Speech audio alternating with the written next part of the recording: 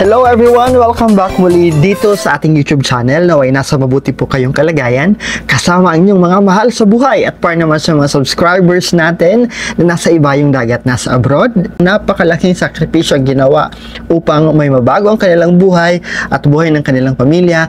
Dasal ko po lagi ang inyong kaligtasan. Dasal ko po ang inyong tagumpay. Naman dadako tayo sa overall calendar ng mga monkey.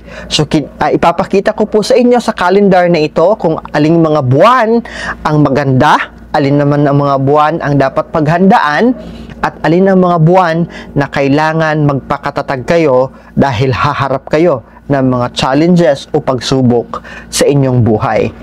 As you can see on the screen, mayroong kulay blue, may kulay dilaw, may kulay orange, at may kulay green. Ang kulay blue ay sumisimbolo para sa inyong karera, trabaho o propesyon. Ang kulay dilaw o ginto naman, ito ay para sa kayamanan o pera. While the orange color ay sumisimbolo ng pag-ibig at relasyon, ang green naman ay para sa inyong kalusugan. Give your attention to color blue na line sa graph or sa table na nasa screen niyo po.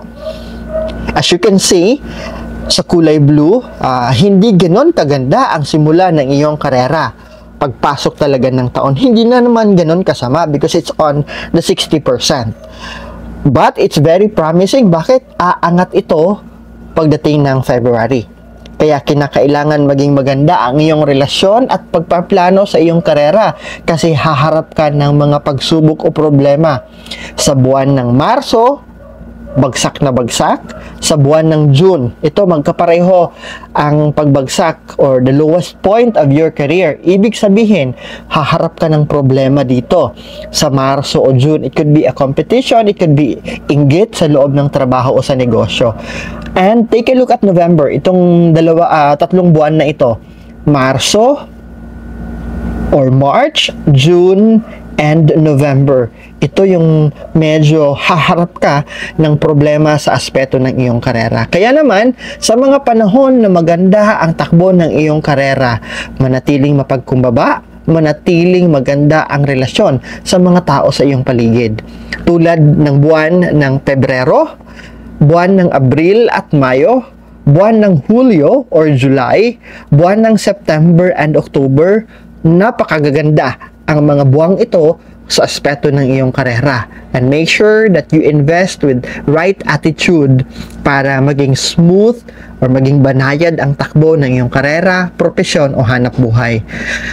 Sa pagtatapos ng taong 2026, magiging maganda naman ang buwan ng December. As you can see, from November to December, kulay blue, ito'y may pag-angat. That's why we are nasabi ko at sinasabi ko na magiging maganda naman ang pagtatapos ng taong 2026. Dumako naman tayo sa aspeto ng iyong pera o kayamanan. Hindi ganon kaganda ang simula ng 2026 para sa mga monkey. In fact, nasa 40% lang ang aspetong pera o kayamanan sa 2026 January. Posible na naging waldas ka sa mga nakaraang buwan tulad ng December, November, and as you backtrack, ngayon na alam nyo na at nasa November na tayo, huwag maging waldas sa pagpasok ng December kasi bagsak na bagsak ka or bagsak ang simula mo on January. Ngunit magiging maganda naman ito pagpasok ng February, slightly bababa at magkakaproblema on March pero babawi naman on April. Kinakailangan nyong pag-ingatan ang pangalawang pinakamababa sa aspeto ng pera o kayamanan is on June. January and June ang may pinakamababa. Ibig sabihin, posibleng may mga pagwaldas, posibleng may mga gastusin ka o pagkakagastusan na hindi inaasahan. But very promising ang April, July, August, September, and November. In fact, October is okay pa rin natin. Promising ang aspeto ng pera o kayamanan. As you can see, February, April, July, August, slight lang, konti lang, but hindi ganun kasama. September, maganda. October, slight din, pero hindi ganun kabagsak. And November, maganda rin. Ngunit, paalalahanan ko po kayo na sa mga panahon na maganda ang pasok ng pera, maraming pumapasok na blessings, Save, save, save.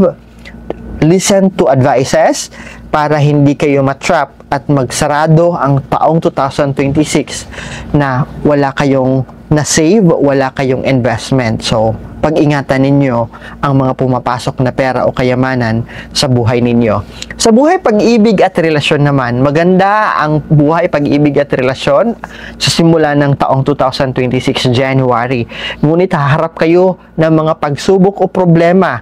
It could be awayan, misunderstanding, selosan, posible. Sa buwan ng Pebrero, Abril, lalong-lalo na on the month of September, pinakabagsak ang buwan ng September. Find time for your family, find time for your loved ones o sa mga kapareha ninyo na pakikiligin muli ninyo. Kayo ang nagmamanage ng inyong buhay. So, pwede nyong maiwasan ang mga problemang ito kung marunong kayong makinig. In-advise ko na kanina that you need to learn how to put yourself on the point of view ng inyong kapareha. Maganda naman ang mga buwan ng Mayo, tuloy-tuloy June, July, and August. November is also okay at magtatapos ang aspeto ng buhay pag-ibig at relasyon ng maganda sa December.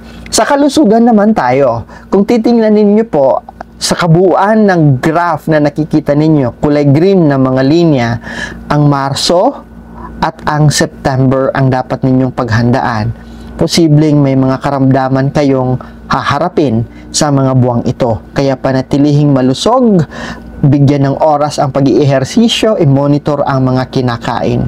Although maganda ang simula ng taon, magiging maganda rin on April, May, slightly haharap ka ng konting pagsubok sa kalusugan on June, but magiging okay naman on July. August, medyo okay rin po, pero September hindi maganda. Although babawi ka on October to November at magtatapos ang taon na magiging maganda ang aspeto ng iyong kalusugan.